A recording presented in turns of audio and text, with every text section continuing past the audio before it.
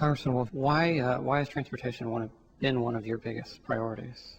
Well, I live in the region. I go home to my house every night. It's in the Vienna area in Fairfax County.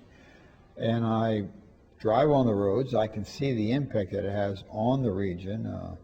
The moms and dads are spending, too much time in their cars. You're finding some people actually in the western part of the district getting up at 4 and 4:30 in the morning, beginning to leave to work to get home at 6 and 6:30 at night, sometimes even later. So it has a major impact on the quality of life. It has a major impact on neighborhoods. It has a major impact on, a parent being able to coach Little League or be active in the Boy Scouts or sing in the church choir or just go home and cut the grass. I mean, it really, the traffic congestion, and we need to do even more though. We need the state of Virginia to begin to put more resources in the northern Virginia area. What's happened is there's a highway formula that the state has that really discriminates against northern Virginia, puts more money in the areas that don't really need it.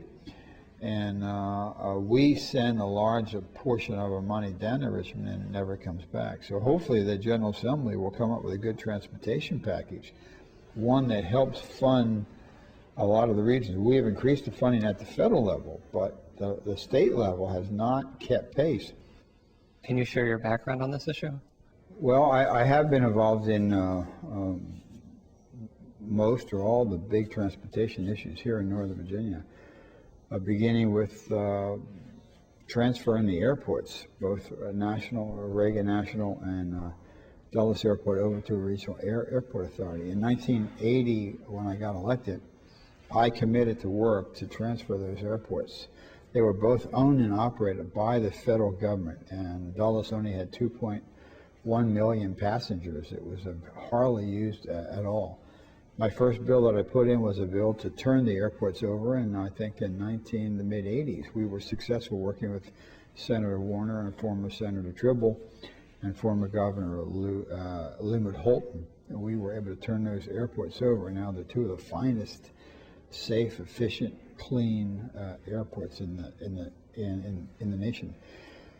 We've also worked on widening Spout Run. There used to be a policeman down at Spout Run and on the GW Parkway. We were able to widen that so you don't have to have the policeman allow the traffic to move better. We also added a new lane on the Teddy Roosevelt Bridge. There's a removable barrier every day that goes back and forth. That has enabled more traffic to get across the bridge in the morning and get back across in the evening.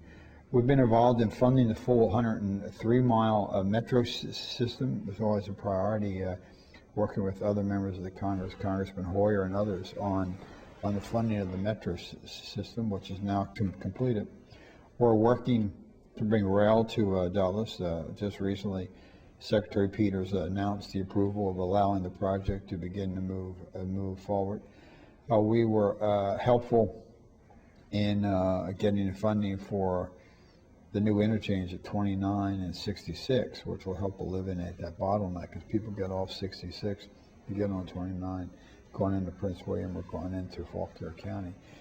We have the money necessary to widen I-66 inside the Beltway. We now have $30 million. I think the construction begins sometime next year. But that will eliminate a lot of the backup that you currently have. So it'll be another lane partially westbound on 66. We got the money for the traffic cameras that are on Route 7 to help allow traffic to flow better.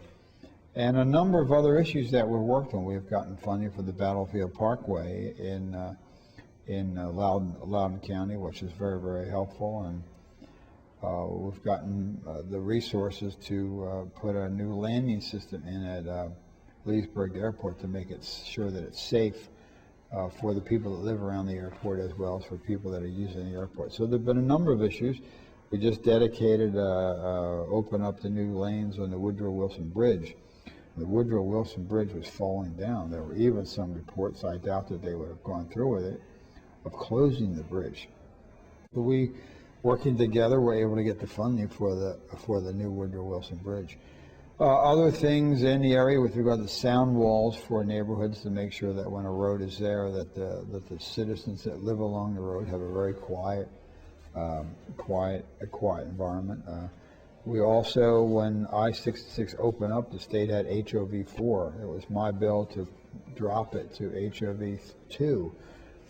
So therefore, anyone using I-66 in the morning and evening could use it with a two-person carpool rather than a four-person. A four-person carpool is almost mathematically impossible to consistently have a four-person carpool. Somebody's always at the dentist or sick or on vacation or traveling. So I think that has helped quite a bit.